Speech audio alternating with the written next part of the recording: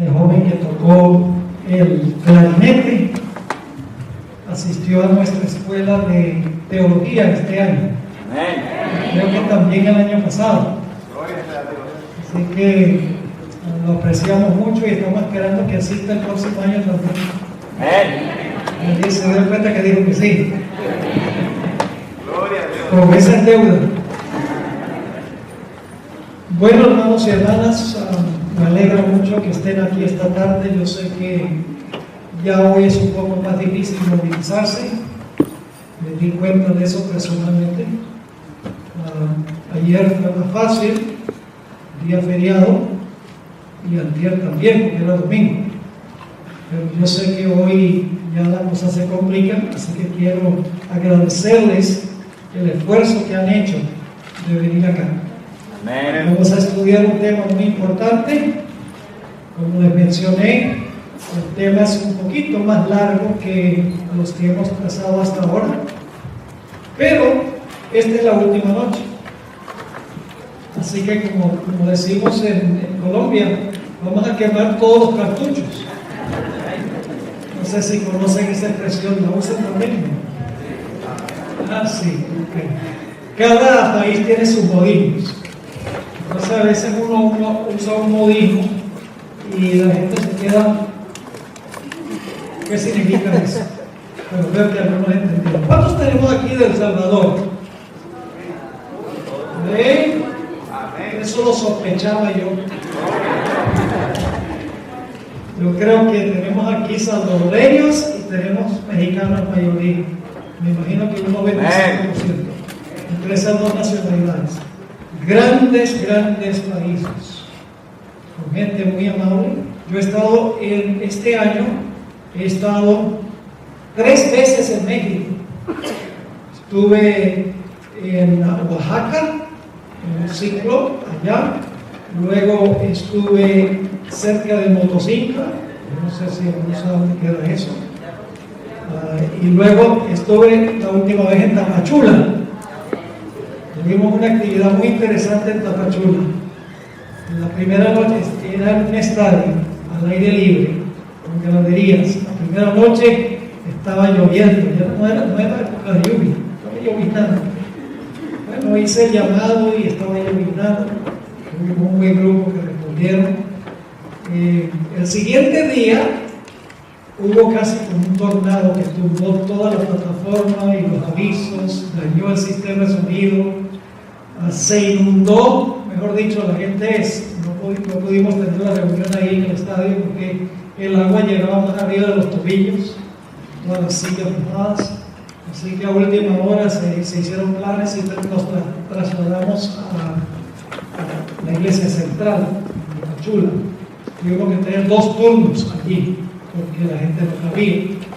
La siguiente noche, el alcalde, o el presidente, le dicen allá, el presidente es adventista. Así que nos consiguió un salón que tiene capacidad para 1.700 personas. Pusieron 2.100 sillas.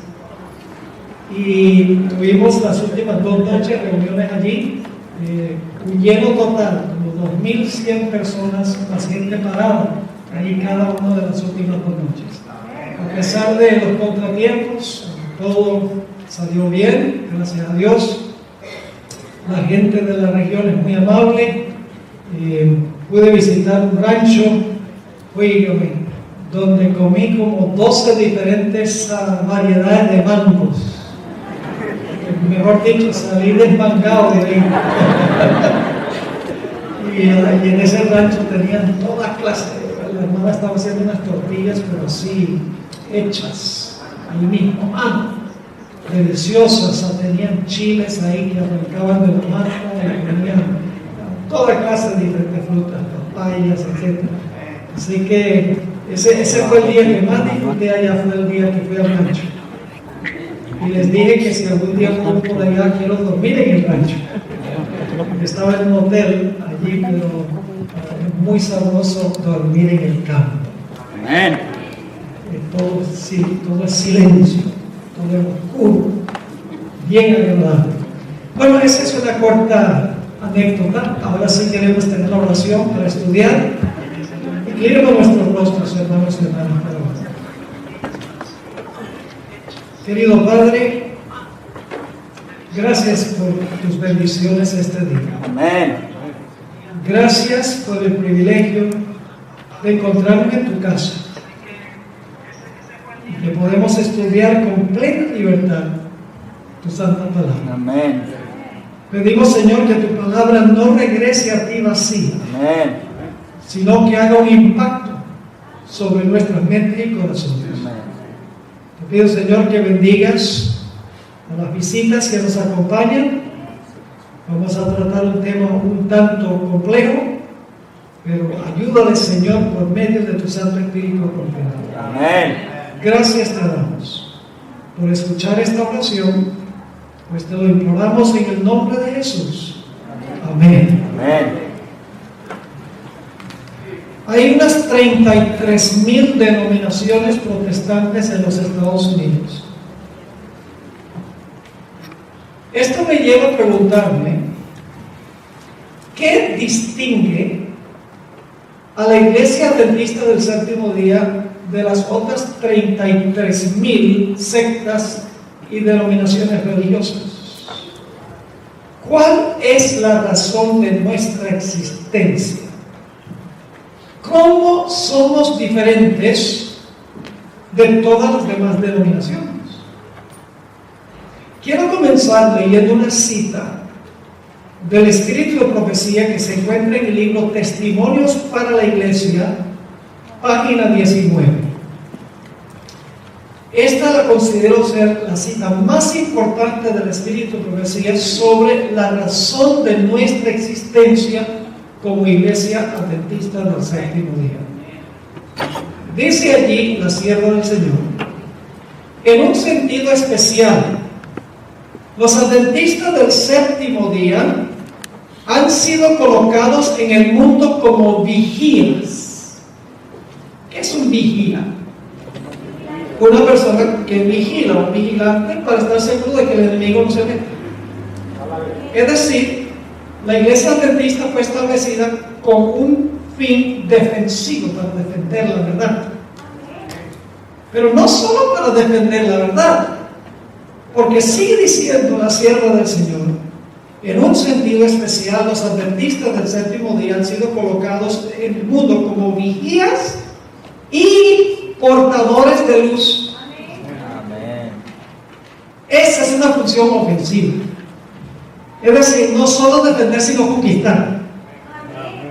Defender la verdad, pero también compartir la verdad. Dicen, portadores de luz.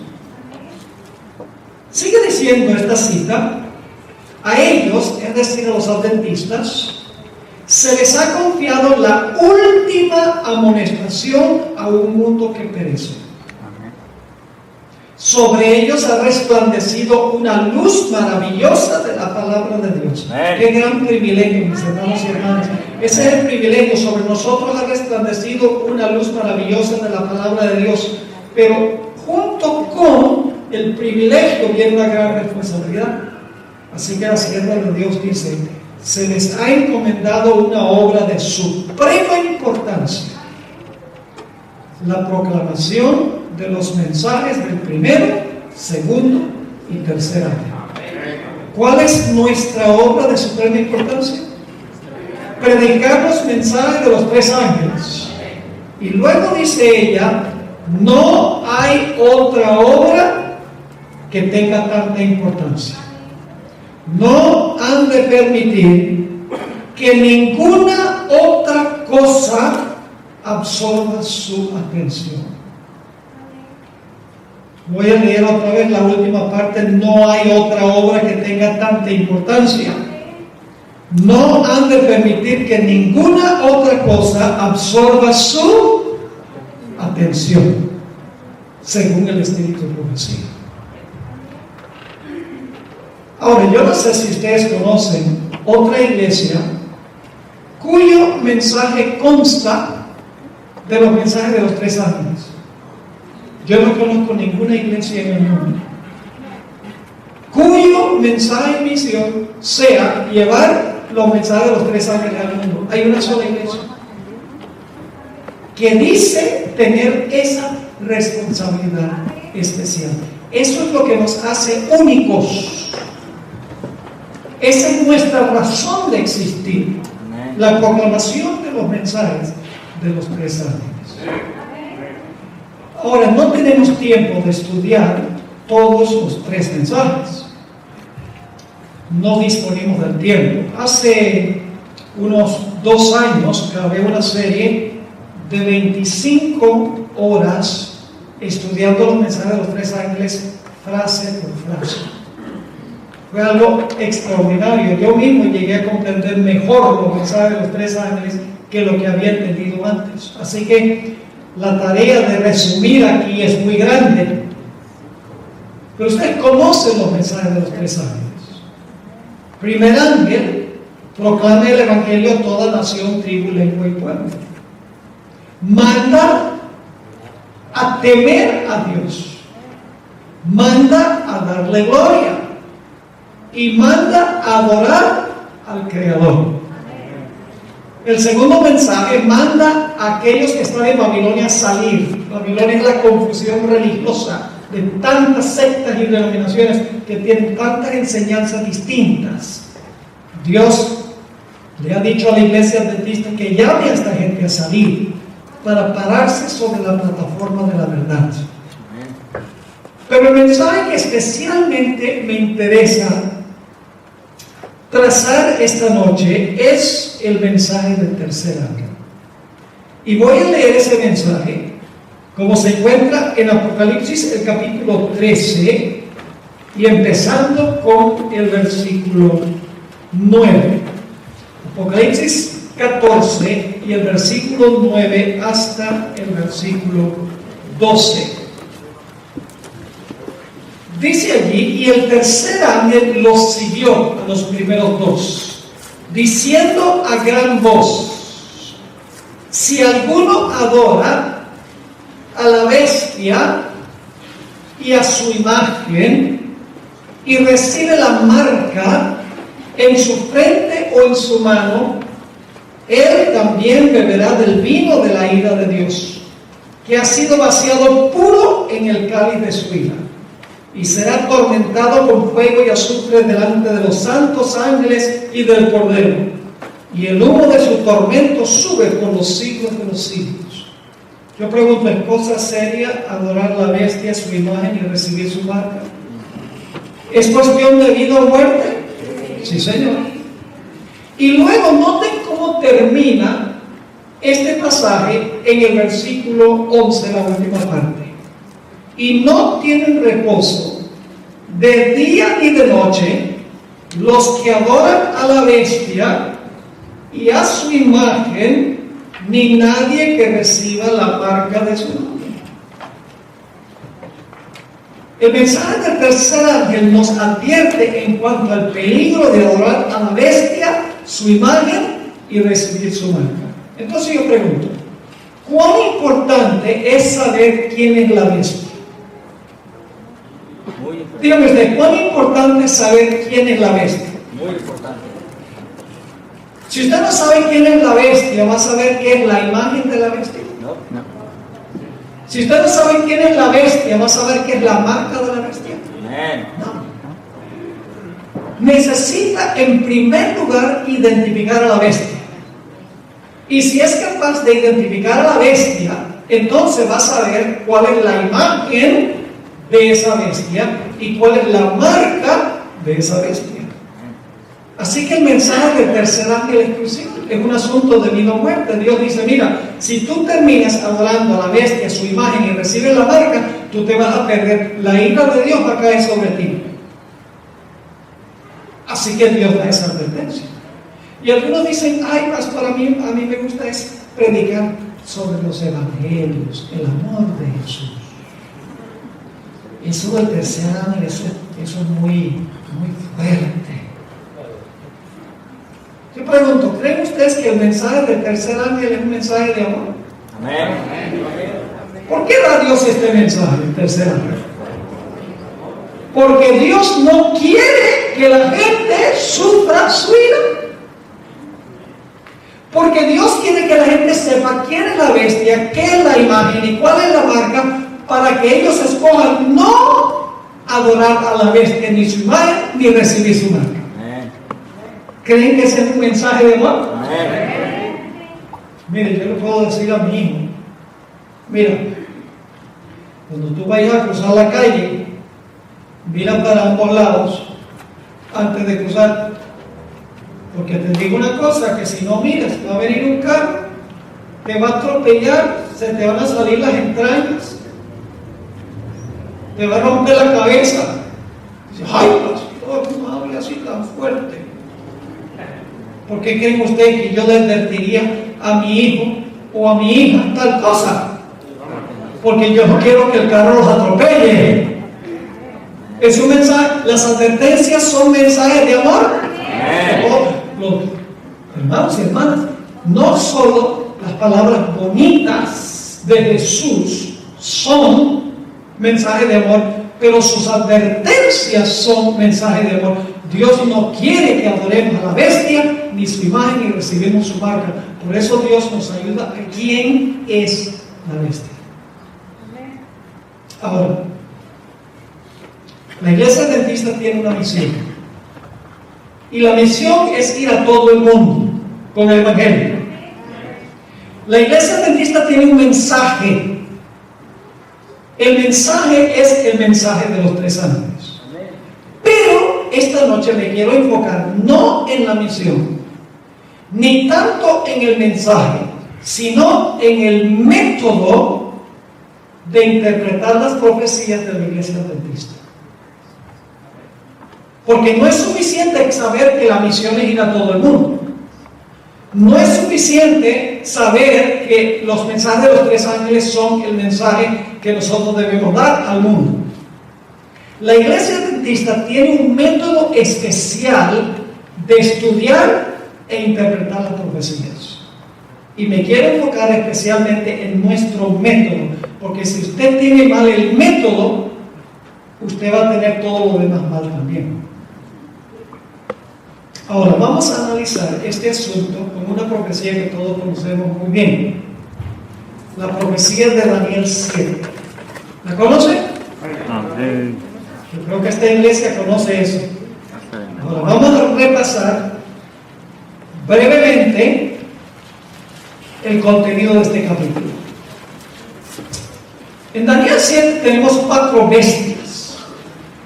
Tenemos un león. ¿Qué representa el león? Babilonia, muy bien. Hay 3 personas que lo sabían.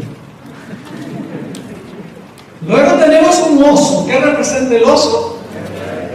Medo-Persia. Hay unos poquitos más que conocen que es Medo-Persia. Vamos bien. Y luego tenemos una tercera bestia que es un leopardo que representa a... vamos bien. De mal en mejor. Y luego entonces tenemos una cuarta bestia. Le decimos una bestia espantosa y terrible. Ahora, lo que quiero que notemos es que la cuarta bestia, escuchen bien, tiene 4 etapas consecutivas de dominio. 4 etapas consecutivas de dominio tiene la cuarta bestia. Dice, pastor, ¿cuáles son las 4 etapas consecutivas de gobierno de la cuarta bestia? Vamos a Daniel 7, 23 y 24. Y quiero preguntarles, ¿qué representa la cuarta bestia? Ustedes saben qué representa la cuarta bestia. ¿Qué representa? El Imperio Romano. Muy bien. Así que nos hemos movido de Babilonia a Medo-Persia, a Grecia, al Imperio Romano. Ese es el método histórico de interpretar las profecías. Amén. Es decir, el método histórico es que la profecía comienza a cumplirse en los días del profeta. En los días cuando vive el profeta, allí comienza a cumplirse la profecía. La cabeza de oro de Babilonia, y Daniel vivía en el reino de Babilonia. Y luego después viene Medo-Persia. Cae el reino anterior, se levanta el siguiente. Cae ese, se levanta el siguiente. Cae ese, se levanta la cuarta bestia, que es el Imperio Romano. Pero quiero que noten que la cuarta bestia tiene 4 etapas de dominio. Versículo 23. Dijo así: La cuarta bestia será un cuarto reino en la tierra, el cual será diferente de todos los otros reinos, y a toda la tierra devorará y trillará y despedazará. Esta es la primera etapa. La primera etapa es esta cuarta bestia gobernando sin cuernos. Por un periodo la cuarta bestia gobierna o existe sin ningún cuerno en la cabeza. Y ustedes dicen, ¿será verdad eso? Pues vamos al versículo 24. Dice en el versículo 24, y los 10 cuernos significan que de aquel reino se levantarán 10 reyes. Ahora yo les pregunto, para que se puedan levantar los 10, ¿ya el reino tiene que existir? ¿Por qué ustedes creen que los 10 cuernos se levantan así en el aire? ¿No? Dice, de aquel reino, de ese cuarto reino, se levantan luego, ¿qué? 10 reyes o reinos. ¿Y qué etapa de Roma es eso?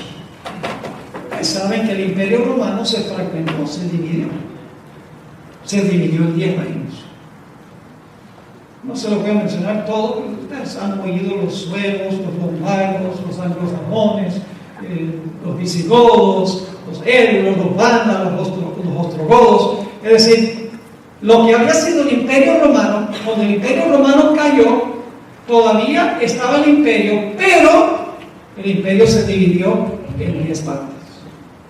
Pero el imperio en sí existió antes de que los 10 cuernos surgieran. Así que la primera etapa es la cuarta bestia gobernando sola, el imperio romano solo. Luego, en el año 476, están los 10 cuernos completos, pero ahora hay una tercera etapa. Porque sigue diciendo en el versículo 24, y los 10 cuernos significan que de aquel reino, que ya existía, se levantarán 10 reyes, y ahora escuchen, y tras ellos se levantará otro. ¿Qué significa tras ellos? Después de ellos se levantará otro. ¿Cuántas etapas llevamos? 3. La cuarta bestia gobernando sola, el imperio romano solo, unido, sin división. Luego el imperio romano se divide en 10 reinos, año 476. Y luego en algún momento posterior a eso se levanta un cuerno pequeño entre los 10 para gobernar. Llevamos entonces ¿cuántas etapas? 3 etapas de la cuarta bestia. Roma sola, Roma dividida y Roma bajo el dominio del cuerno pequeño. Ahora surge la pregunta: el cuerno pequeño de Daniel 7, ¿qué es lo que representa? En primer lugar, yo pregunto, ¿el cuerno pequeño es romano? Tiene que ser romano. Y ustedes dicen, ¿por qué? Pues porque sale de la cabeza de la cuarta bestia, que es Roma. Tiene que ser un poder romano. Ahora, si ustedes leen Daniel 7 y el versículo 25, que no lo voy a leer porque ustedes lo conocen muy bien, allí da las características del cuerno pequeño. Dice que hablará palabras contra el Altísimo. Apocalipsis dice que eran blasfemias contra el Altísimo. ¿Qué es blasfemia según la definición bíblica? Blasfemia no es cuando un ateo desafía a Dios. No, blasfemia en la Biblia significa un individuo que profesa ser el representante de Cristo en la tierra. Y un sistema que dice que tiene poder para perdonar pecados. Eso es blasfemia. Es decir, hay que buscar una Roma que dice que tiene el representante de Cristo en la tierra, una Roma que dice que tiene poder para perdonar pecados. Luego dice que persigue a los santos del Altísimo. Tiene que ser una Roma que persiguió a los fieles de Dios. Y es un poder romano. Después de la desintegración del imperio romano, según la secuencia. Y luego dice que pensaría cambiar los tiempos y la ley de Dios. Hay que buscar un poder romano que dice que cambió la ley de Dios. Y luego dice que este poder gobierna por tiempos y la mitad de un tiempo, que son 3 tiempos y medio. Pero en la Biblia se aplica el principio del día por año.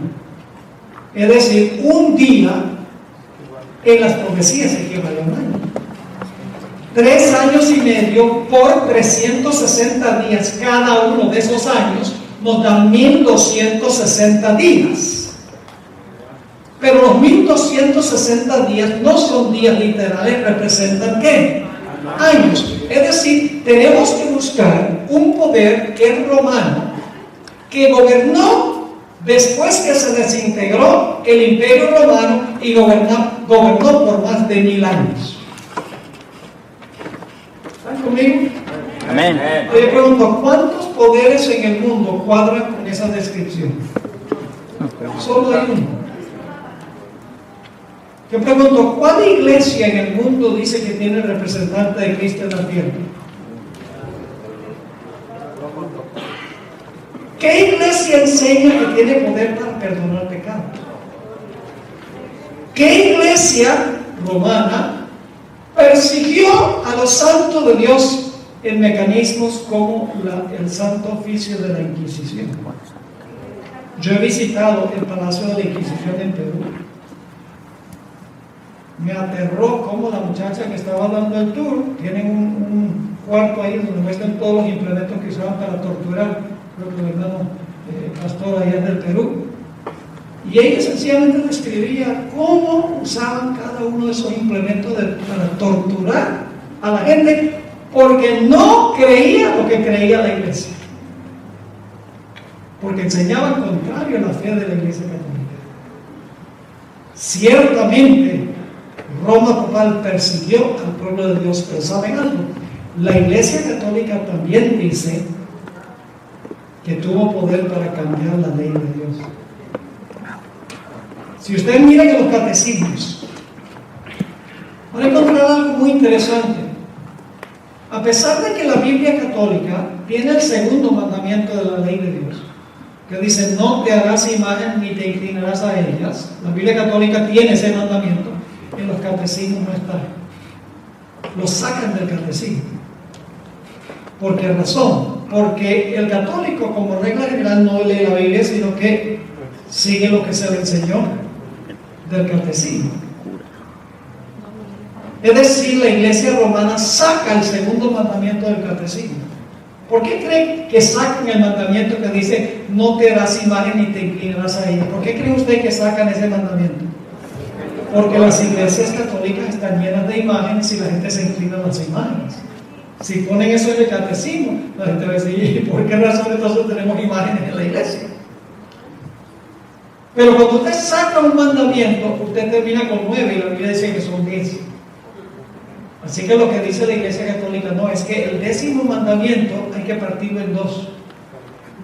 No codiciarás los bienes de tu prójimo, es el número 9, y no codiciarás la mujer de tu prójimo, es el número 10. Pero hermanos y hermanas, ese es el mismo mandamiento, codicia es codicia.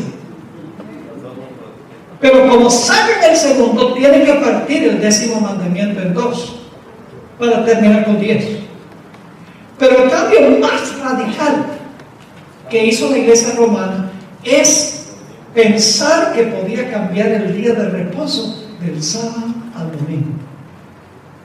La Biblia dice que debemos guardar el sábado como día de reposo.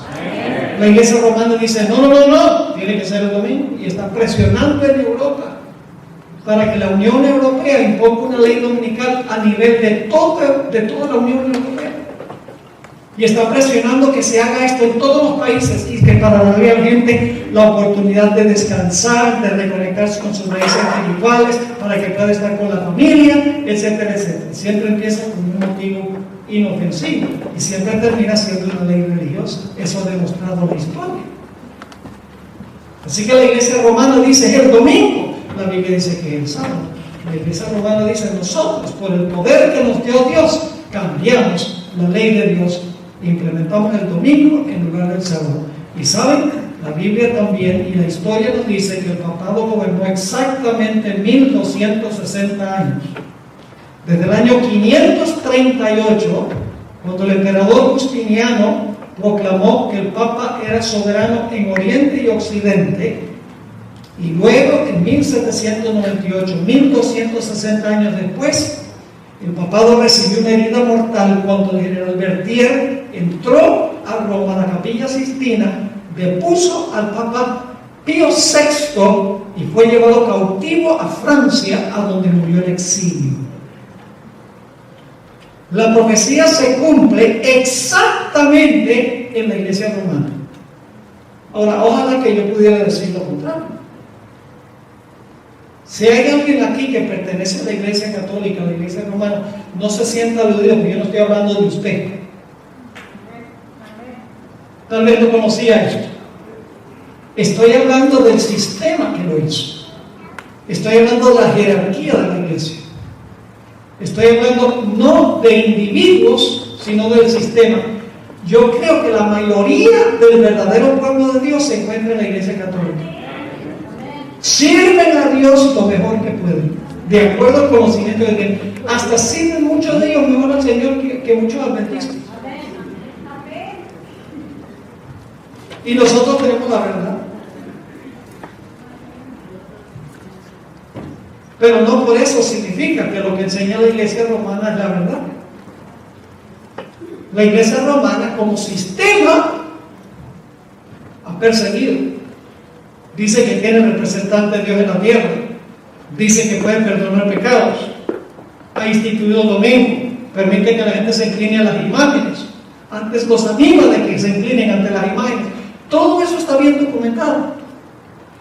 Pero eso no fue creado por los laicos de la iglesia, eso fue creado por la jerarquía, por los teólogos de la iglesia, por los padres eclesiásticos. Entonces tenemos tres etapas. Estamos siguiendo la secuencia, el método histórico, no falla. Podemos seguir el curso de la profecía. Babilonia, luego Persia, Grecia, el Imperio Romano. Luego el Imperio Romano se divide y luego entre las divisiones del Imperio Romano se levanta Roma papal, que gobierna 1260 años. Y ustedes dicen, ¿dónde está la cuarta etapa? Para entender la cuarta etapa necesitamos ir al libro de Apocalipsis. En Daniel no está toda la información. El libro de Apocalipsis es una ampliación y una explicación del libro de Daniel. Así que tenemos que ir a Apocalipsis, el capítulo 13. Apocalipsis, el capítulo 13. Y voy a mencionar el versículo 2. Apocalipsis 13 y el versículo 2. Ustedes lo tienen, solamente les voy a mencionar el contenido. Allí dice que hay una bestia que tiene características, tiene boca de ¿qué? De león. Y tiene patas de oso. Y cuerpo de leopardo. Y luego dice que el dragón le da a la bestia su trono, su autoridad y gran potestad. ¿Cuántas bestias menciona Apocalipsis 13:2? ¿Cuántas bestias se mencionan? 4. O alguna bestia. Pero las características de cuántas bestias tiene esa bestia. 4. ¿Hay un león, sí o no? Sí. ¿Hay un oso? Sí. ¿Hay un leopardo? Sí. ¿Hay un dragón? Sí. Y dicho sea de paso, el dragón tiene 10 cuernos. Lo pueden ver en Apocalipsis 12, el dragón tiene 10 cuernos. Ahora yo pregunto entonces, ¿hay que conectar Daniel y Apocalipsis? ¿Sí? Ahora, fíjense la secuencia. Quiero que noten la secuencia. En Daniel 7 tenemos león, oso, leopardo, dragón, 10 cuernos, cuernos pequeños. En Apocalipsis 13 tenemos león, oso, leopardo, dragón, 10 cuernos, bestia. porque el dragón le da su autoridad a la bestia. Entonces yo pregunto, en Apocalipsis, ¿qué equivale al cuerno pequeño en el libro de Apocalipsis? La bestia. Por la secuencia. La secuencia está clara. León, oso, leopardo, dragón, 10 cuernos, cuerno pequeño. León, oso, leopardo, dragón, 10 cuernos, bestia. La bestia está en la misma secuencia que el cuerno pequeño. Así que podemos saber que la bestia de Apocalipsis representa el mismo poder que el cuerno pequeño. Representa a Roma papal. Pero lo que yo quiero que ustedes noten es algo muy interesante. Daniel 7 no menciona explícitamente qué sucedió con el cuerno después que perdió su poder, después de gobernar 1260 años. Ahora, sí está implícito en Daniel 7 porque dice que este poder va a estar gobernando el mundo cuando Cristo venga y va a ser destruido cuando Jesús venga. Así que se sobreentiende que si Cristo lo va a destruir cuando Él venga, pues debe estar dominando. Pero eso es algo implícito. Pero lo que está implícito en Daniel 7 está explícito en Apocalipsis 13. En Apocalipsis 13 nos damos cuenta que esta bestia o este cuerno pequeño va a tener otro periodo de dominio después de los 1260 años. Vamos a Apocalipsis 13 y el versículo 10. Hablando de esta bestia, dice: si alguno lleva en cautividad, va en cautividad. Eso es literalmente lo que le pasó al Papa. Metía gente a la prisión y él se fue prisionero. Y luego dice: si alguno mata a espada, este sistema mataba con espada, ¿qué iba a pasar? A espada debe ser muerto. Aquí está la paciencia y la fe de los santos. Así que tenemos la bestia, que es lo mismo que el cuerno pequeño, recibe una ¿qué? Una herida mortal. Yo quiero preguntarles, ¿cuándo creen ustedes que recibió la herida mortal? ¿Cuando comenzaban los 1260 años, a la mitad de los 1260 años, o cuando terminaron los 1260 años? Pues tiene que ser al final, porque si no es al final, entonces no gobernó 1260. Cuando terminaron los 1260 años, este poder recibió una herida mortal. ¿Con qué? Con la espada. Qué interesante. Con la espada. Esta bestia que mataba con la espada, al final de los 1260 años recibe una herida con la espada. Y claro, tenemos que preguntarnos qué representa la espada. Anoche yo mencionaba que generalmente se da la respuesta que la espada representa la palabra de Dios. Ciertamente hay un versículo, Efesios 6:17, donde dice que la espada del Espíritu es la palabra de Dios, pero aquí no representa la palabra de Dios. ¿Y saben cómo lo sabemos? Porque la bestia no usaba la Biblia para matar a nadie. La bestia no usaba la palabra de Dios para matar. Y dice que la espada que la bestia usaba para matar es la espada que le iba a dar la herida mortal a él. Así que la espada no puede ser la Biblia, porque la bestia no usó la Biblia para matar a nadie. Entonces se surge la pregunta: ¿qué usaba la bestia, el sistema papal, para matar al pueblo de Dios? Usaba la espada del poder civil. Y yo lo estoy especulando. Romanos 13:4 dice que Dios le ha dado al poder civil la espada. Si usted le dice al papá: ustedes mataron tanta gente durante los 1260 años, ellos dicen: no, nosotros no fuimos, fueron los reyes. Bueno, ¿y quiénes fueron los que le dieron a los reyes que mataron a la gente? El sistema religioso. Escuchen bien. Durante los 1260 años se repitió lo que sucedió con Jesús. Yo tengo un tema completo comparando los eventos finales de la vida de Jesús con lo que va a pasar con el pueblo de Dios, lo que pasó con el pueblo de Dios durante los 1260 años y lo que va a pasar al final de la historia. ¿Y saben algo interesante? La iglesia en los días de Cristo es la que quería matar a Jesús. ¿Ustedes me oyeron lo que dije? ¿Quién quería matar a Jesús? La iglesia. ¿Podía la iglesia sola matar a Jesús? No, así que ¿qué hicieron? Se lo llevaron a Pilato. Y le dijeron a Pilato: mira, nosotros no podemos ejecutar el decreto de muerte, necesitamos tu ayuda. La iglesia, influyendo sobre el poder civil, acabó con la vida de Cristo. Eso fue lo que pasó aquí.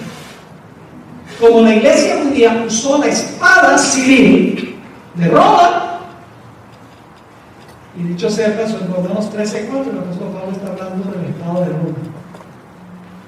De la misma manera,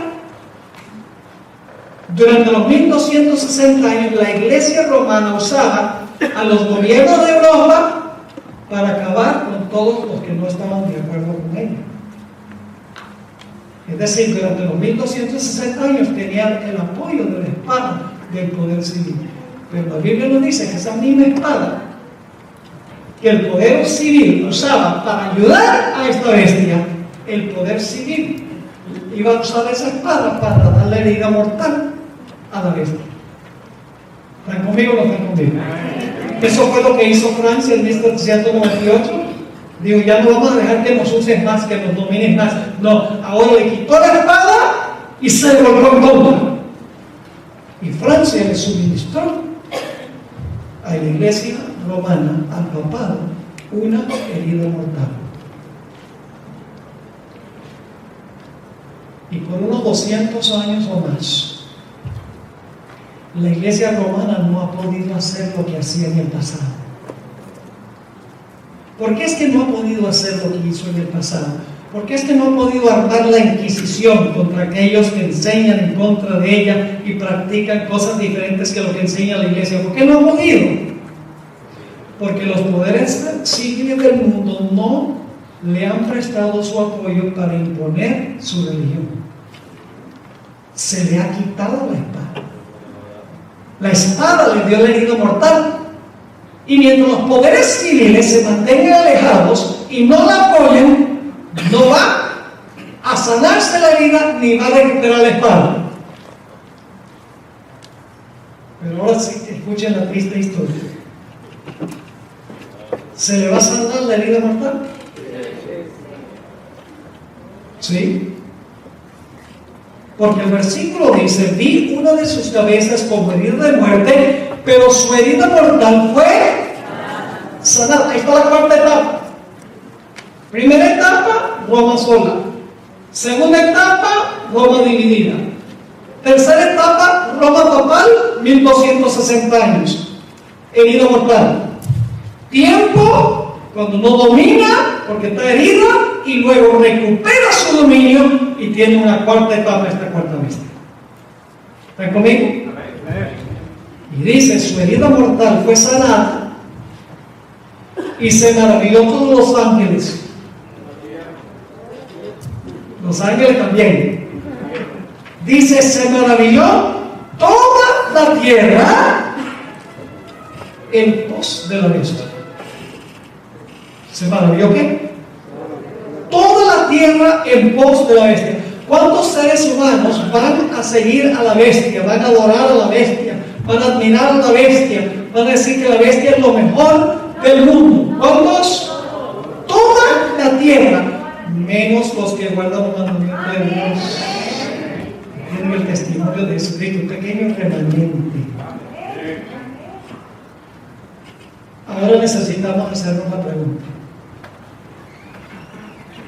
¿cómo se le va a sanar la herida? ¿Y qué poder le va a devolver la espada? Aquí es que la historia se torna increíble. Escuchen bien. Si ustedes miran la historia de todas las bestias de Daniel 7, van a encontrar que cada bestia peleó contra la bestia anterior para quitarle el poder.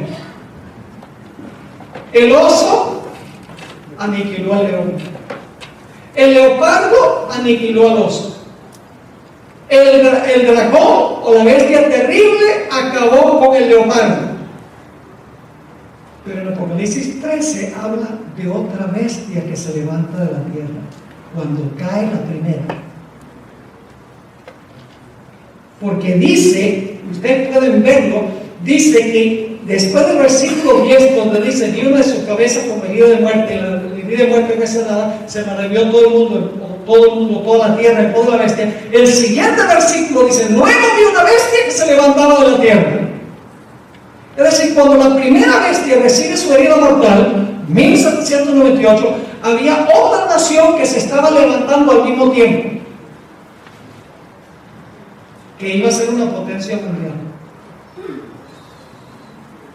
Porque la Biblia dice que esta bestia iba a imponer un decreto de muerte mundial. Para eso tiene que tener un poderío militar global. Es una bestia que va a prohibir comprar y vender a nivel global. Tiene que ser un poder global, económico. Va a mandar a todas las naciones a adorar a la bestia. Tiene que tener gran poder político global. Ahora surge la pregunta, ¿qué nación se estaba levantando cuando la primera bestia ganó? Este país, los Estados Unidos de América. Y por los últimos 200 años, mis hermanos y hermanas, mis apreciados amigos, se ha disfrutado de libertad religiosa, no solo en este país, sino otros países han adoptado sistemas de gobierno a donde hay libertad de culto, como El Salvador, México, una separación radical de iglesia y Estado, como resultado de lo que hizo Benito Juárez. Era así, bueno. Hubo un tiempo en que ni siquiera los templos le pertenecían a la iglesia, los templos eran propiedad del gobierno. Me dicen que eso ha cambiado. Yo tuve 2 semanas de oración en la Universidad de Montemorelos. Nunca me dejaron bautizar a los candidatos de la juventud al terminar la campaña, porque era un pastor extranjero. Había leyes estrictas separando la iglesia del Estado en México, en nuestros países. Y por esa razón la democracia ha florecido. La gente ha tenido libertad de cultos. La gente puede compartir el mensaje, proliferar la verdad de Dios en estos últimos días. Pero la Biblia nos dice que la misma nación que ayudó a establecer estos sistemas democráticos a nivel mundial va a repudiar esos principios y, escuchen bien, va a ayudar a la primera bestia a recuperar su poder. Es decir, esta bestia que se levanta de la tierra es diferente a todas las otras bestias, porque en vez de aniquilar a la bestia anterior, la va a ayudar a recuperar su poder. ¿Y ustedes? Vamos a leer algunos versículos de Apocalipsis 13 para que ustedes vean. Apocalipsis 13 y el versículo 12. Estoy leyendo la Nueva Versión Internacional. Dice que esta bestia ejerce toda la autoridad ¿de qué? De la primera bestia en presencia de ella. ¿Por qué autoridad habla esta bestia? Por la autoridad de la primera bestia, el papá. Nos dice también en el versículo 12 que esta bestia que se levanta de la tierra hace que la tierra y los moradores de ella adoren a la primera bestia. Esta bestia de la tierra, todos adoran a la primera bestia, ayudando a la primera bestia. No solo eso, sino que nos dice en el versículo 14, manda a los moradores de la tierra que le hagan imagen a la primera bestia. Y luego el versículo 14, versículo 16, dice que esta bestia que se levanta de la tierra va a prohibir comprar y vender, al menos que se tenga la marca de la primera bestia. ¿Qué está haciendo la segunda bestia?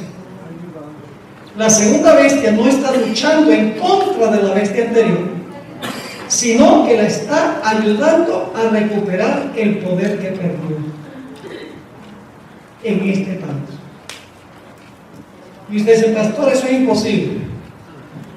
Que los Estados Unidos le vuelva a dar al poder papal la espada del poder civil para perseguir a los que no estén de acuerdo con él. Y eso es lo que dice la profecía, no lo digo yo. Porque dice que manda a todos a adorar a la primera bestia, a adorar la imagen de la primera bestia, a recibir la marca de la primera bestia. Todo lo que hace, lo hace para complacer a la primera bestia. Es decir, según la profecía, los Estados Unidos de América es el país que va a sanar la herida mortal, devolviéndole la espada al papado, la espada que perdió en 1798. Vamos a repasar ahora el método. ¿Cuál es el método? El método histórico. ¿Qué tenemos en Daniel 7 comparado con Apocalipsis 13? Un león, ¿qué reino? Babilonia. Un oso, Medo-Persia. Un leopardo, una bestia espantosa y terrible, un dragón, el imperio romano. 10 cuernos, Roma dividida.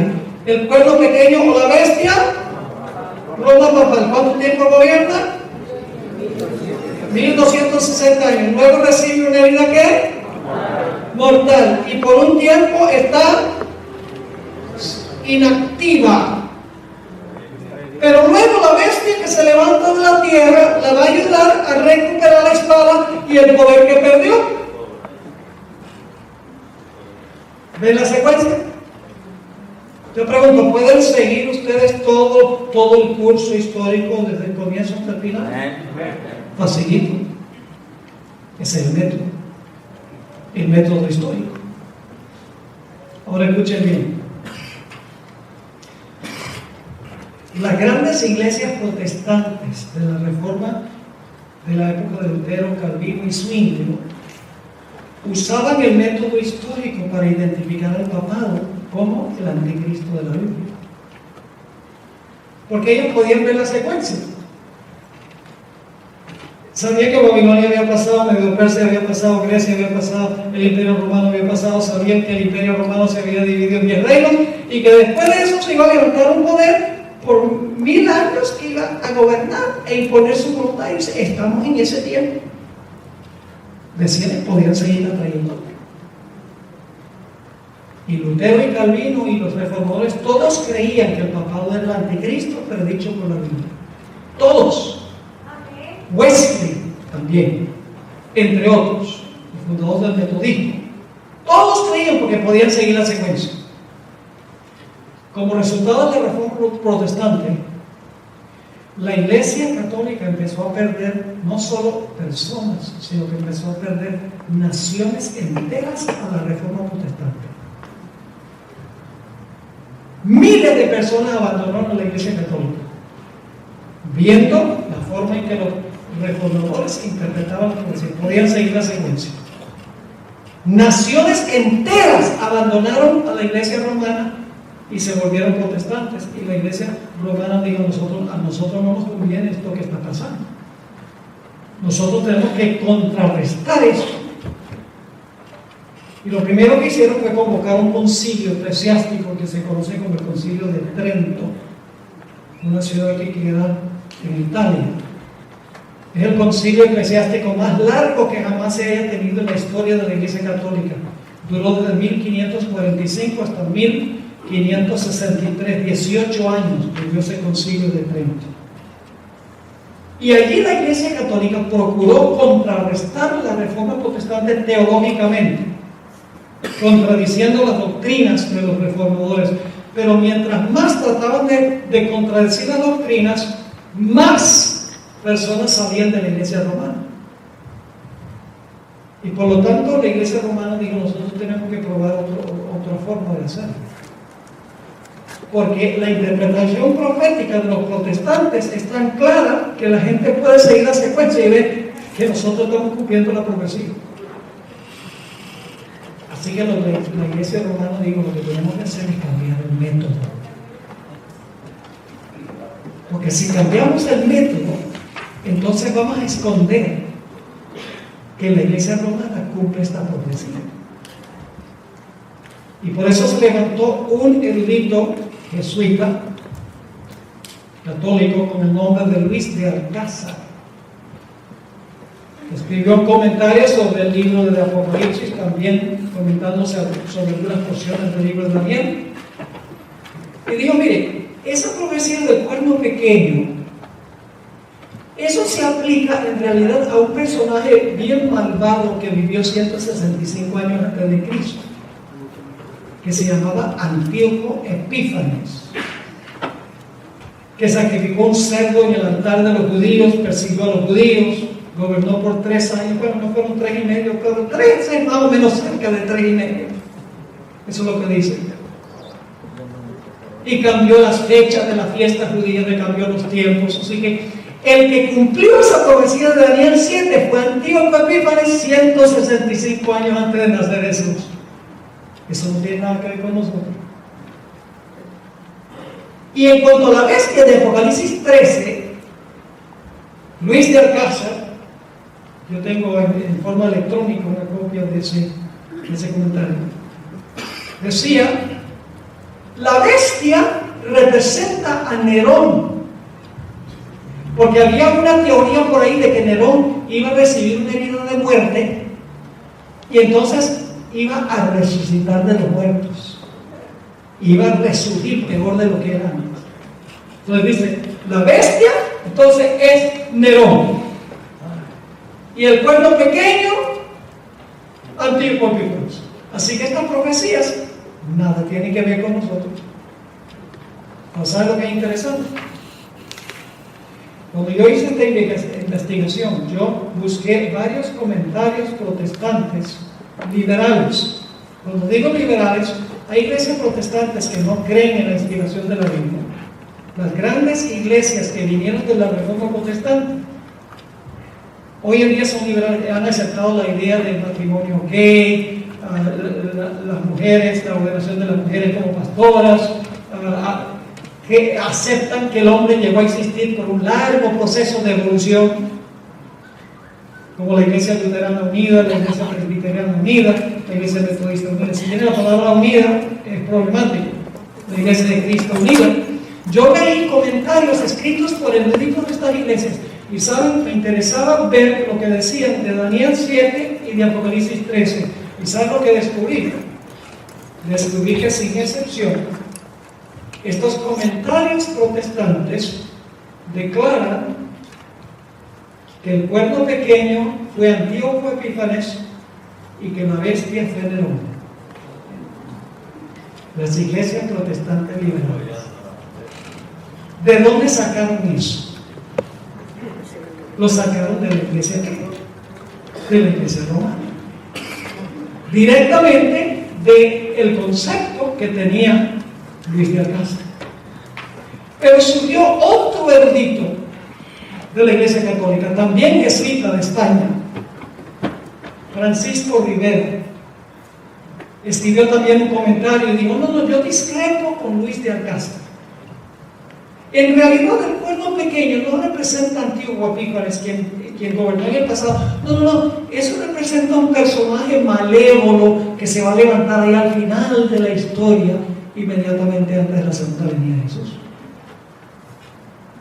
Va a reconstruir el templo de Jerusalén, va a hacer una estatua bien grandota y va a mandar a todos que adoren esa estatua. Va a gobernar 3 años y medio literales, va a perseguir a los judíos literales. Es decir, esa profecía se cumple en el lejano futuro. Eso no tiene nada que ver con nosotros. Y lo mismo digo en cuanto a la bestia de Apocalipsis 13, ¿no? Digo, ese es un personaje malévolo que se va a levantar, un ateo que se va a levantar allá en Tierra Santa. Yo pregunto, ¿han oído esa interpretación entre los protestantes hoy? Eso es lo que creen los bautistas y los pentecostales y los carismáticos. Solo que ellos le han añadido un detalle, y ese detalle es el rapto. Que la iglesia se va en el rapto, y entonces después de eso ahora entra otra vez en función el plan de Dios con los judíos, y todas las profecías del cuerno pequeño y la bestia, todo eso se va a cumplir allá después que la iglesia se fue en el rapto. Ahora yo pregunto, si la profecía del cuerno pequeño y la bestia todavía no se han cumplido, entonces yo pregunto, ¿el papado cumplió alguna profecía? No. Lo que Satanás está procurando hacer es esconder el poder que cambió la ley de Dios. Lo ha hecho proyectando el cumplimiento de las profecías al lejano pasado o al lejano futuro. Y de esa manera la gente no puede ver dónde se cumplieron estas profecías en el curso de la historia con la iglesia romana. Han cambiado el método. Y cuando usted cambia el método, anda a ciegas en su comprensión de las profecías. Mientras que todo el mundo está mirando al Medio Oriente para el cumplimiento de las profecías, el papado romano crece cada día más. Y nadie se da cuenta que está cumpliendo las profecías porque están mirando a donde no es. ¿Están entendiendo lo serio de esto? Hace imposible identificar a la bestia y el cuerno pequeño. Cuando usted proyecta eso al pasado o al futuro, no tiene nada que ver con la iglesia romana. La iglesia romana dice, eso no se aplica a nosotros. Y por lo tanto, la iglesia romana crece y nadie dice nada. Ahora, permítame compartir con ustedes algunas cosas que han estado sucediendo en el mundo protestante. Posiblemente algunos de ustedes han oído hablar de un tal Tony Palmer,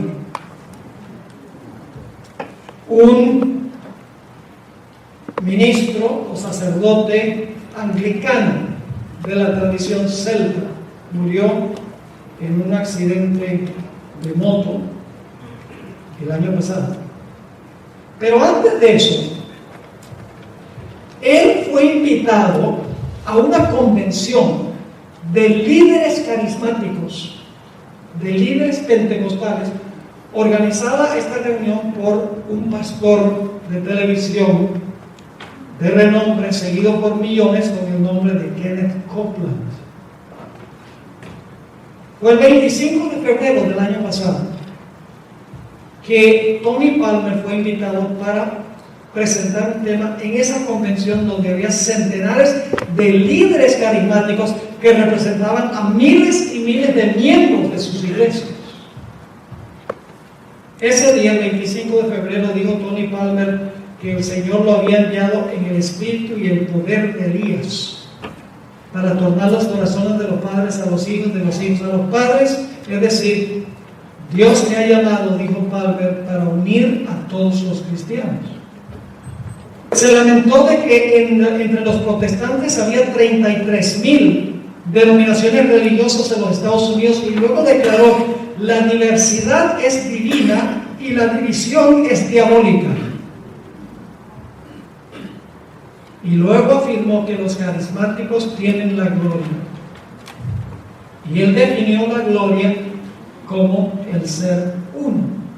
Digo, la gloria es que todos seamos uno. Y ahora voy a leer lo que él dijo. Dice: es la gloria la que nos une, no la doctrina. Interesante. Es la gloria.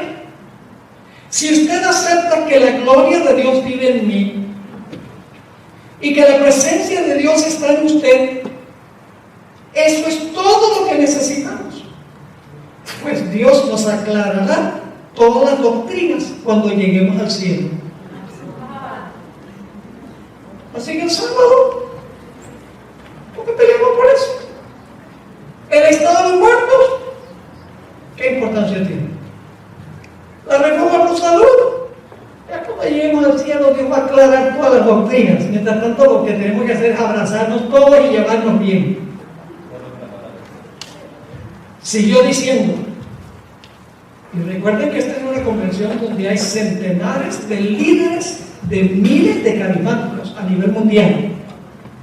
Digo, la unidad cristiana es la base de nuestra credibilidad. Pues Jesús dijo que el mundo no creerá hasta que seamos uno. Y luego en su presentación se refirió a una declaración conjunta sobre la justificación por la fe que fue firmada por luteranos y católicos. ¿Saben ustedes que los luteranos firmaron un documento donde ellos dicen: la Iglesia Católica y nosotros estamos de acuerdo en la doctrina de la justificación por la fe? Fue la doctrina que dividió a Lutero de Roma. Y firmaron en 1999 este documento diciendo: estamos de acuerdo en esa doctrina. 5 años después los metodistas firmaron ese mismo documento. Y esto llevó a Palmer a afirmar a todos esos que estaban en la convención: hermanos y hermanas, la protesta de Lutero se acabó. ¿Se acabó la suya? Se lamentó de que ninguna iglesia evangélica había firmado esa declaración común. Y luego dijo: esto tiene que arreglarse. Diciendo: hace 15 años la protesta se acabó. Si ya no hay protesta, entonces ¿cómo puede haber una iglesia protestante? Tal vez ahora todos somos católicos de nuevo. ¿Se fue lo que dijo? Textualmente. Ahora, Tony Palmer era amigo íntimo del Papa Francisco I. Y antes de la convención, él había ido a Roma para pedirle al Papa que le grabara un mensaje en su iPhone a los que iban a asistir a la convención. Así que Tony Palmer dijo: tengo un mensaje en mi iPhone del Papa Francisco I. Y quiero leerles algunas de las palabras que habló Francisco I a todos esos líderes carismáticos que estaban reunidos allí. Dijo el Papa, entre otras cosas: estoy anhelando que esta separación llegue a su fin y nos conceda la unidad. Estoy suspirando por ese abrazo. Al final del mensaje dijo: por favor, oren por mí, necesito sus oraciones, y yo oraré por ustedes, pero necesito sus oraciones. Y oremos que el Señor nos una a todos. Vamos, somos hermanos. Démonos un abrazo espiritual y permitamos que Dios termine la obra que ha comenzado. Y esto es un milagro. El milagro de la unidad ha comenzado. Les pido que me bendigan. Yo los bendigo. De hermano a hermano, yo los abrazo. Palabra del Papa a estos centenares de líderes protestantes. Pero ahí no termina la historia. Luego, Kenneth Copeland, el que organizó esta actividad, seguido por millones de personas a nivel mundial, se paró y comenzó a subir la plataforma repitiendo vez tras vez tras vez de gloria, gloria, gloria, gloria, gloria, gloria, no sé, 20 veces lo habrá repetido. Y mientras él subía diciendo esto, esos líderes carismáticos aplaudían y silbaban y gritaban en aprobación. Y luego Kenneth Copeland dijo: no sabemos orar por él como debemos. Dice: nosotros los protestantes no sabemos orar por el Papa como debemos. Y luego empezó a orar en lenguas. Luego le digo a Tony Palmer: Tony, trae tu iPhone, que yo quiero mandarle un mensaje al Papa de regreso. Y quiero leerles lo que dijo Kenneth Copeland al Papa. Y quiero que noten un versículo muy interesante que él usó y se lo aplicó a Francisco primero, pero la Biblia se lo aplica a Dios. Digo lo siguiente: estos líderes representan literalmente a decenas de miles que le aman, que creen que Dios está con usted. Y en contestación a su petición, acabamos de orar con usted y por usted, y lo hicimos en el Espíritu. Le bendecimos y recibimos su bendición. ¿No creen, hermanos y hermanas, que él estaría diciendo eso si entendiera el método? ¿Por qué puede decir eso? Porque él no cree que el papado está cumpliendo la profecía. ¿Por qué razón? Porque él es un carismático conservador que cree en el rapto al final de la historia, un anticristo personal que se va a sentar en el templo de Jerusalén, va a perseguir a los judíos por 1260 días literales. Y por lo tanto no ve al papado cumpliendo nada. Por eso dice: recibimos su bendición y le bendecimos. Sigue diciendo: es muy, muy importante para nosotros.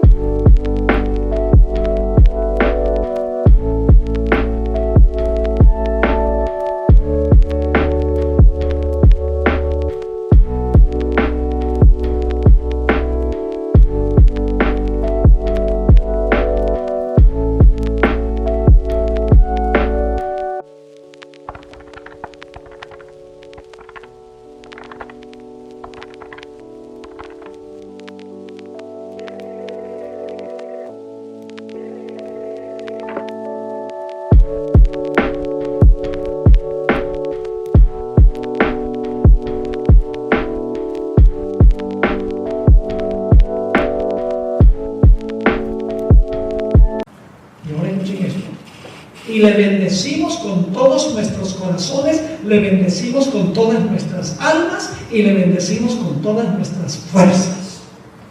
Es un versículo que se aplica a Dios. Y le damos gracias a usted, Señor. Le damos gracias a Dios por usted. Y así es que todos unánimes le decimos: reciba nuestra bendición. Hermanas, están enviando una bendición al líder del sistema que la Biblia llama el cuerno pequeño y la bestia.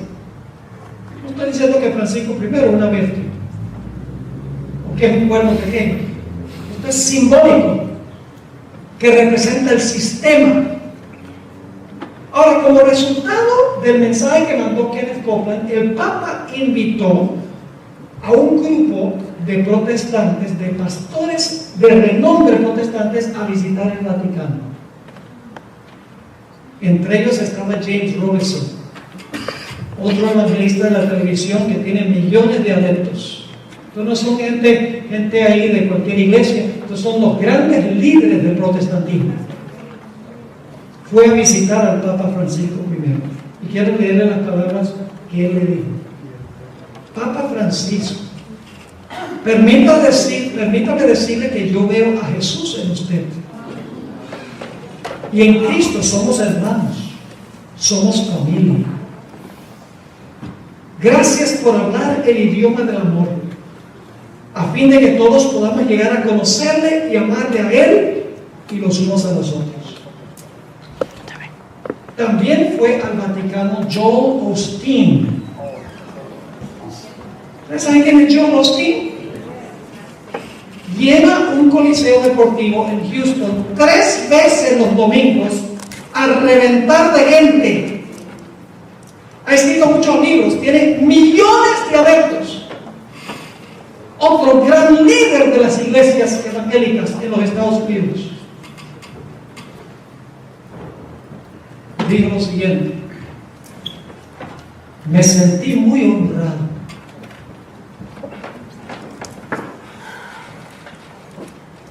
Y luego declaró: uno siente este profundo profundo respeto y reverencia para con Dios mientras andaba en el tour del Vaticano. Asistió a una misa en la plaza de San Pedro, donde asistieron 100,000 personas. Y después de la misa, Joel Osteen dijo: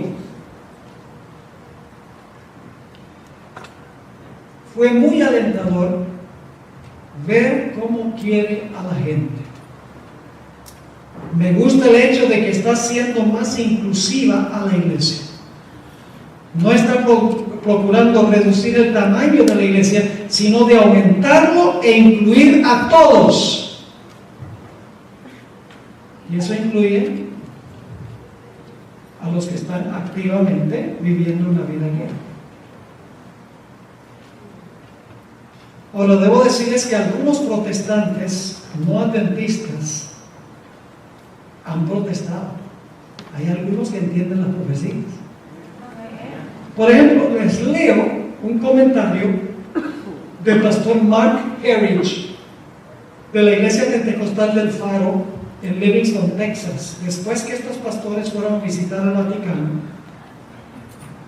encontramos que Mark Herridge, quien es pentecostal y discrepó de lo que hizo Joel Osteen, dijo esto: Joel Osteen se ha unido a las filas de todos los ministerios populares que han inclinado su rodilla ante el sistema del anticristo. Y aquellos que siguen ciegamente su liderazgo serán los primeros en extender su mano para recibir la marca de la bestia. Sigue diciendo: cualquier ministerio protestante que se vincula con el Papa y el catolicismo está traicionando el sacrificio de millones de cristianos fieles que murieron a mano de esta religión brutal, dictatorial y opresiva, que nunca ha representado la iglesia de Dios vivo, tal cual se describe en la enseñanza del Nuevo Testamento. Podría haber sido escrito por un adventista. Algunos cristianos lo pueden ver. ¿Saben quién más fue al Vaticano? Rick Warren. ¿Saben quién es Rick Warren? El libro La Iglesia con Propósito, la vida con propósito, que se está usando muchísimo en muchas iglesias adventistas inclusive. Quiero leerles lo que dijo Rick Warren. Tenemos mucho más en común que lo que nos divide. Cuando hablamos de pentecostales, carismáticos, evangélicos, fundamentalistas, católicos, metodistas, bautistas, presbiterianos, etcétera, etcétera, etcétera, todos concordaríamos que creemos en la Trinidad, creemos en la Biblia, creemos en la resurrección, creemos que la salvación es por medio de Cristo Jesús. Estos son los asuntos grandes. Es decir, los puntos comunes de doctrina que nos unen, está diciendo. Y luego digo esto: a veces los protestantes piensan que los católicos adoran a María como si fuera otro Dios. Pero ese concepto no es precisamente doctrina católica. Y la gente dice: ¿y qué es ese asunto de los santos? ¿Por qué le están rezando a los santos? Dice Rick Warren: cuando usted comprende lo que quieren decir con sus declaraciones, se darán cuenta que tenemos mucho en común. No niego que haya diferentes reales, de esto no cabe duda, pero lo más importante es que si usted ama a Jesús, entonces estamos en el mismo equipo. ¿Usted cree que Rick Warren entiende las profecías? ¿Usted cree que entiende el método? El que no entiende el método va a terminar adorando a la bestia y a su imagen y recibiendo la marca. Siguió diciendo: en realidad la unidad, dice Rick Warren, que yo espero, no es una unidad de estructura, sino una unidad para cumplir la misión. Somos obreros conjuntos cuando se trata de proteger la santidad de la vida, la santidad del sexo y la santidad del matrimonio. Así que tenemos mucho en común. Y no existe división alguna cuando se trata de estos tres temas. Puntos comunes de doctrina. Ahora yo pregunto: ¿Será verdad que tenemos más que nos une que lo que nos divide? Yo me pregunto, ¿estarían los protestantes dispuestos a aceptar que en cada sacrificio de la misa Cristo es sacrificado de nuevo y que no murió de una vez por todas en la cruz? ¿Estarían los protestantes dispuestos a aceptar la idea de que una persona que fue medio buena o medio mala se va al purgatorio cuando se muere? ¿Estarían los protestantes dispuestos a aceptar la idea de que uno puede inclinarse ante las imágenes? ¿Estarían los protestantes dispuestos de aceptar la primacía del Papa como soberano del mundo cristiano? ¿Estarían dispuestos los protestantes de enseñar que María es la Madre de Dios, que fue concebida sin pecado original, que nunca pecó, que ascendió corporalmente al cielo y que ahora intercede por los pecadores? ¿Estarían los protestantes dispuestos a aceptar la canonización de los santos? ¿Estarían los protestantes dispuestos a aceptar que la Biblia no es nuestra única regla de fe y práctica, sino que debemos aceptar la Biblia y la tradición como fuentes de autoridad? ¿Están los protestantes dispuestos a aceptar la idea de repartir indulgencias por el pecado o confesar los pecados a un sacerdote humano? Estos no son asuntos inverosímiles que nos dividen. No son cosas que vamos a resolver cuando lleguemos al cielo. Son asuntos centrales de la doctrina que presenta la Sagrada Escritura. Quiero leer un par de citas de la Nueva Juventud. Lo que voy a leer fue escrito hace más de 120 años. Ella vio estos días. Fíjense lo que dijo. Conflicto de los siglos, página 445. Cuando las iglesias principales de los Estados Unidos, uniéndose en puntos comunes de doctrina, ¿cómo digo? Cuando las iglesias principales de los Estados Unidos, uniéndose en puntos comunes de doctrina, influyen sobre el Estado para que impongan los decretos y las instituciones de ellas, entonces la América protestante habrá formado una imagen de la jerarquía romana. La inflicción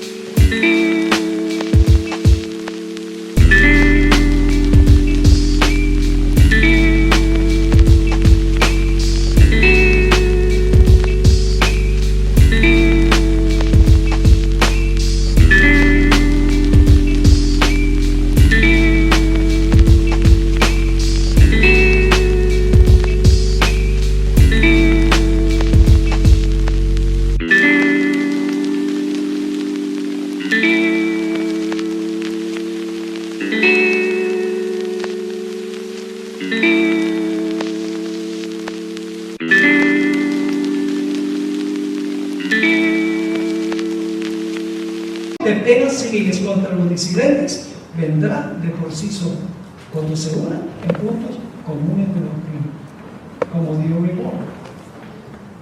En la página 444, la sierva de Dios dice: muchos consideran la gran diversidad de creencias en las iglesias protestantes como prueba terminante de que nunca se procurará asegurar una uniformidad forzada. Pero desde hace años se viene notando entre las iglesias protestantes un poderoso y creciente sentimiento en favor de una unión basada en puntos comunes de doctrina. Para asegurar tal unión, debe necesariamente evitarse toda discusión de asuntos en los cuales no todos están de acuerdo, por importantes que sean desde el punto de vista bíblico. Hace más de 120 años. Esas palabras fueron escritas. Permítanme compartir algunas otras cosas que están pasando hoy en el mundo con el papado y el protestantismo.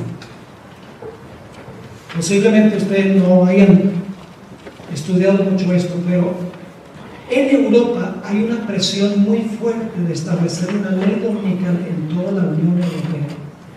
han estado presionando al Parlamento Europeo para que se imponga una ley dominical a nivel de toda Europa. Sindicatos laborales, grupos familiares, negociantes, iglesias protestantes, la iglesia católica, están presionando y presionando, y finalmente va a venir una ley de esas por la influencia grande que tiene Francisco I. ¿Ustedes creen que la renuncia de Benedicto XVI fue una coincidencia? No creo. Ahora escuchen,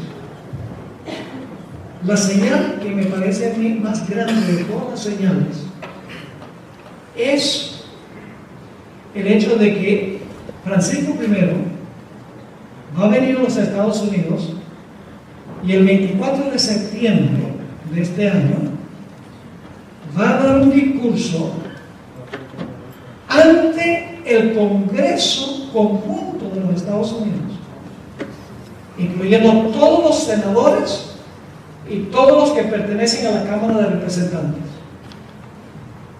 Esto es algo insólito. Y usted dice, ¿por qué es tan insólito? Porque, hermanos y hermanas, los principios del papado y los principios de los Estados Unidos son radicalmente opuestos. Esta nación fue fundada sobre la idea de que debe haber una separación radical entre la Iglesia y el Estado. Mientras que el papado enseña que debe haber una unión de la Iglesia con el Estado. ¿Cómo es que aquellos que redactan las leyes de los Estados Unidos están dispuestos a invitar a alguien que cree que la Iglesia y el Estado deben ser uno y deben apoyar las enseñanzas y prácticas de la Iglesia Católica? ¿Cómo es posible que lo inviten a dar un discurso en el Congreso en una nación que cree exactamente lo contrario? Y yo no soy profeta ni soy hijo de profeta, pero estoy dispuesto de decir que yo creo que Francisco I en ese discurso va a hablar del cambio climático, porque ese es un tema hoy en día donde él puede unir a liberales y conservadores. Va a hablar sobre la necesidad de que los Estados Unidos use su dinero para dárselo a los pobres, que las naciones ricas le den su dinero a las naciones pobres. Eso se llama socialismo. Y suena muy bonito, pero ¿saben algo? La obra de caridad no debe ser dejada a los gobiernos. La obra de caridad nos incumbe a cada uno de nosotros como individuos que pertenecemos a la iglesia. La caridad no es corporativa, es algo individual. Y nunca fue el plan de Dios, mis queridos hermanos y amigos, de que todos tuvieran la misma cantidad de bienes. La hermana White dice que es el plan de Dios que haya ricos y pobres hasta que Cristo venga. Porque los ricos, su mayordomía es probada a ver si van a ser benevolentes con los pobres. Y los pobres, por ser pobres, se prueba su fe y su confianza en Dios. Así que dice Jesús dijo, siempre tendréis a los pobres con vosotros. Pero lo que están hablando los pastores protestantes y Francisco I, prácticamente todo es, tenemos que eliminar la pobreza, tenemos que resolver el problema del cambio climático, tenemos que buscar cómo acabar con las guerras. Yo quiero preguntarles, ¿cuántas veces ha mencionado Francisco I la segunda venida de Cristo como la solución de los problemas de este mundo? Que yo sepa ni una sola vez. ¿Y saben por qué? Porque el concepto católico no es que Cristo va a venir a establecer su reino.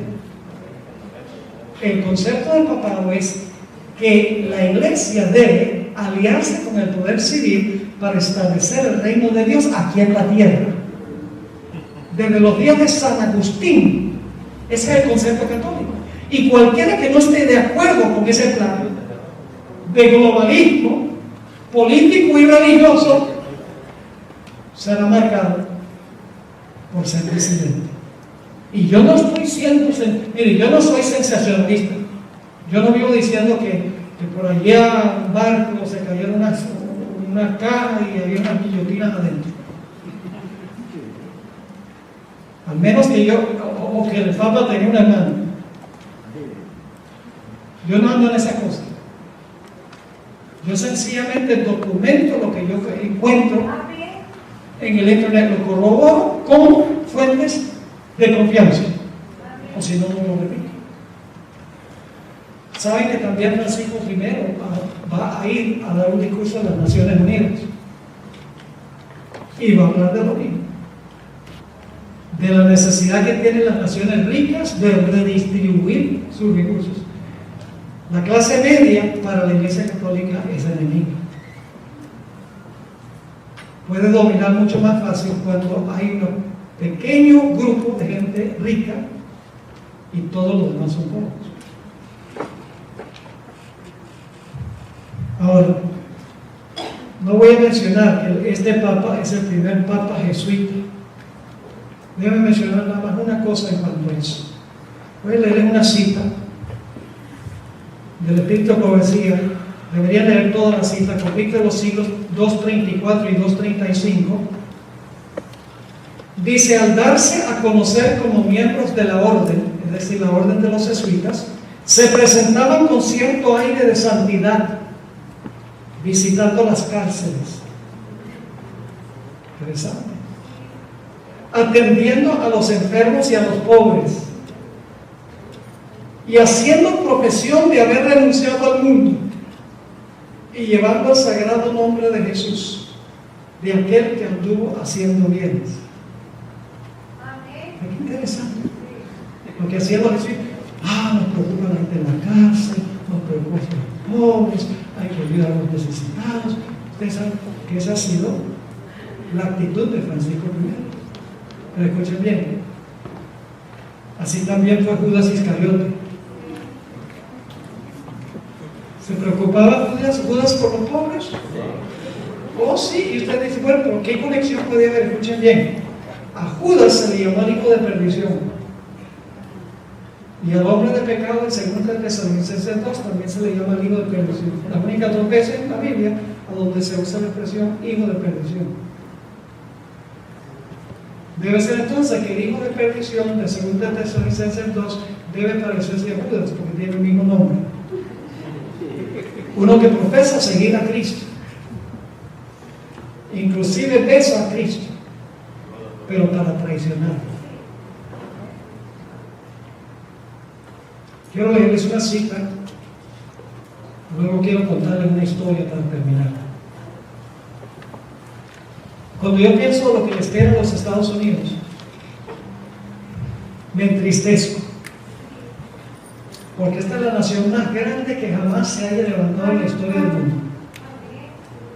Yo sé que México es una gran nación y El Salvador también, pero los Estados Unidos, por los principios sobre los cuales fue edificado este país, principios divinos sobre los cuales fue edificado este país, y pensar que este país va a repudiar esos principios y va a tornarse un país perseguidor, es triste. Dice la sierva del Señor en la revista Señales de los Tiempos, junio 12 de 1893, cuando la tierra que el Señor levantó para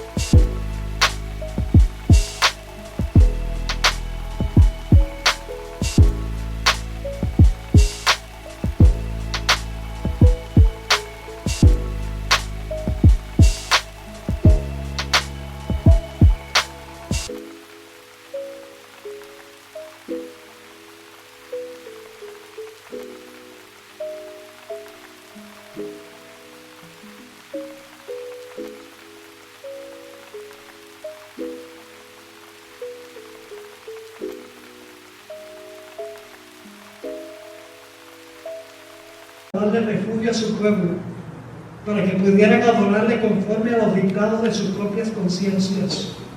La tierra sobre la cual Dios ha colocado por largos años el escudo de la omnipotencia. la tierra que Dios ha favorecido haciéndola depositaria de la religión pura de Cristo. Cuando dicha tierra, por medio de sus legisladores, repudie los principios del protestantismo y apoye la apostasía romana que procuró alterar la ley de Dios, entonces se revelará la obra final del hombre de pecado. Los protestantes le brindarán toda su influencia y apoyo al papado por un acto nacional. ¿Sabe lo que es un acto nacional?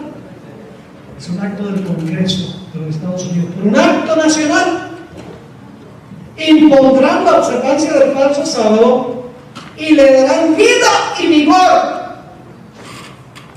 ¿Por qué habría que darle vida y vigor al papado? Porque tiene una herida mortal. Dice, le darán vida y vigor a la fe corrupta de Roma. Y así revivirán. Tiene que estar muerto para revivirla. Y así revivirán su tiranía y su opresión de la conciencia.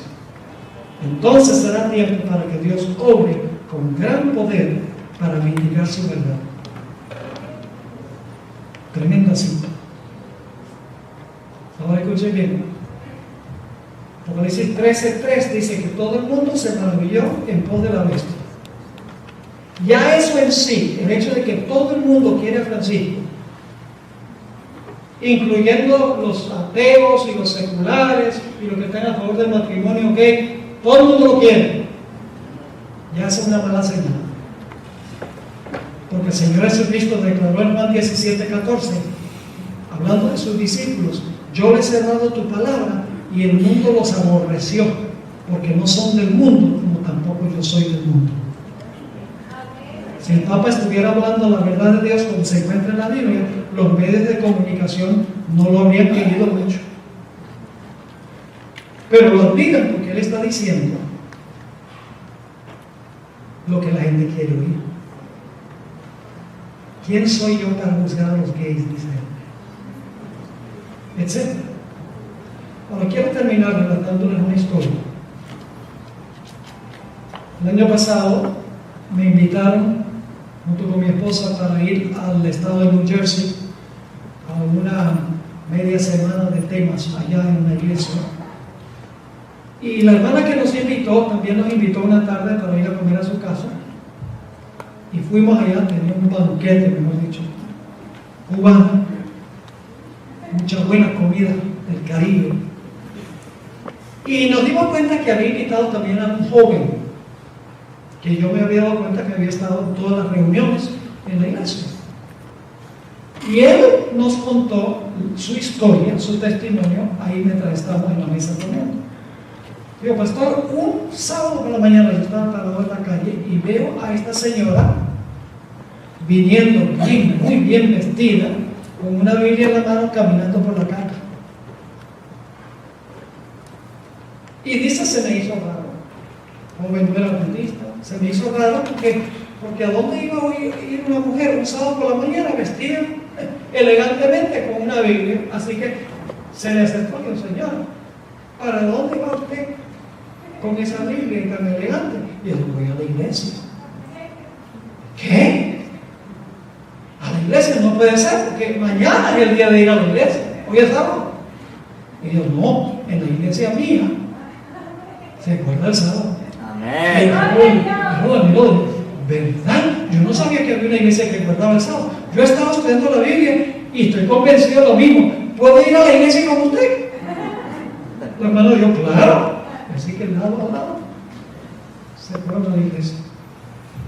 Contaba el joven que cuando llegó a la puerta de la iglesia se encontró a un anciano y le dijo al anciano, señor, ¿esta es la iglesia que guarda el santo sábado? Y el anciano dijo, sí. Entonces el joven dijo, entonces esta es mi iglesia. Amén.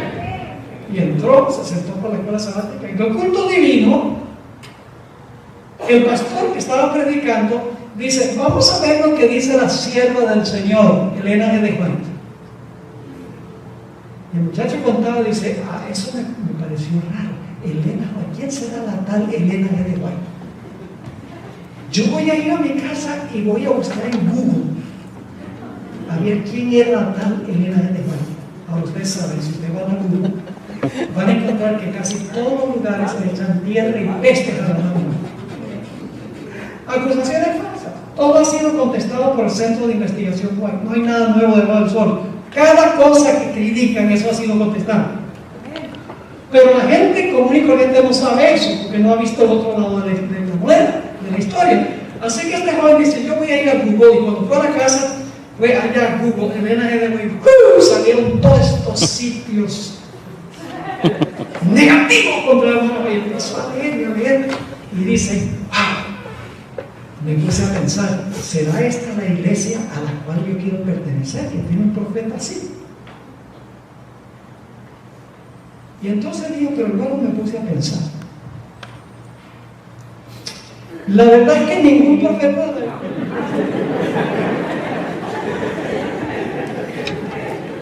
Así que si la gente odia tanto a esta mujer, debe ser que andaba por buen camino. El siguiente sábado fue a la iglesia y se encontró con el anciano y dijo, mire, usted no tiene un libro de Elena G. de White que yo puedo leer. Y el anciano dijo, claro, y le dio un conflicto de los siglos. En una semana se leyó el conflicto de los siglos. Y cuando regresó el siguiente sábado le dijo al anciano, mire, he leído todo este libro de tapa a tapa, no me cabe duda alguna de que la persona que escribió este libro fue inspirada por el Espíritu de Dios, porque lo que está en ese libro es lo que está pasando ahora. Mis hermanos y hermanas, es tiempo de repartir el conflicto de los hijos. Es tiempo de hablar con confianza sobre estas cosas. La gente quiere saber. Habrá gente que no quiere saber. Habrá gente renuente, gente opuesta. Siempre la verdad. Pero hay gente sincera que quiere conocer la verdad. Está buscando la verdad. Y nosotros la tenemos. Nosotros tenemos la verdad en ese libro, Conflicto de los Siglos, que la gente al leer el Conflicto de los Siglos se le van a abrir los ojos y dicen, wow, ya sabemos a dónde lleva todo esto, ya sabemos cuál es el fin de la historia. Ya sabemos que Dios va a triunfar. Al fin. Qué gran luz tenemos nosotros, hermanos y hermanas. Tenemos la luz que necesita el mundo para saber cuáles son los poderes que van a jugar una función en los últimos días. Hay de nosotros si sencillamente nos sentamos y decimos, gracias Señor por esta gran bendición que nos has dado, y no hacemos nada con eso. Porque nos vamos a perder nosotros y se van a perder todos los que podríamos también haber impactado con el mensaje. Es tiempo. Amén. De que compartamos el mensaje distintivo de nuestra iglesia. Es tiempo de predicar los mensajes de los 3 años con poder. Amén. No para asustar a la gente, sino para que la gente pueda saber qué es lo que está pasando, qué va a pasar, cómo escapar de los poderes que menciona la Biblia y cómo estar del lado de Dios para finalmente pararse con Jesús en el mar de vida, victoriosos sobre la bestia, sobre su marca, sobre su imagen y sobre su número. Que esa sea nuestra experiencia, mis hermanos y hermanas. Voy a tener una oración y luego tengo un corto anuncio de que Padre Celestial, te damos gracias porque nos has dado tu palabra profética más segura. Amén. Gracias porque no hemos seguido fábulas creadas por mentes humanas. Gracias por el método que tú nos has dado. Padre, te pedimos que nos capacites para proclamar estas verdades con amor a todos los que perecen. No queremos que nadie perezca.